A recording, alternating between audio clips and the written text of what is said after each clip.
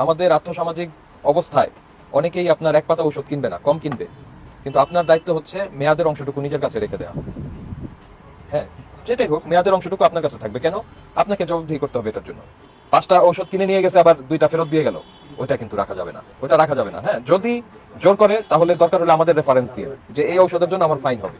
এটা কেন বলছি? কারণ সে কখন নিয়ে গেল এত লোকের হিসাব তো আপনি রাখতে পারছেন না। সে দেখা যাবে যে তার মেয়াদ উত্তীর্ণ হয়ে গেছে, বাসায় মেয়াদটুকু কেটে আপনার কাছে নিয়ে আসছে যে আমি 5টা নিয়েছিলাম আপনার কাছ থেকে। মেয়াদের অংশ যদি থাকে তাহলে সে এটা ফেরত নিতে পারবে, কিন্তু এখানে সমস্যাটা কোথায় আমি বলি, এই যে ঔষধের যে স্ট্রিপটা থাকে এখানে যদি মাইক্রোপ্লোর হয়, মানে খুব সূক্ষ্ম ছিদ্র হয়, কেউ কিন্তু দেখছে না। ওনার কাছে এটা যে যত্নে আছে, এটা তো ভোক্তার কাছে ওইভাবে নাও থাকতে পারে।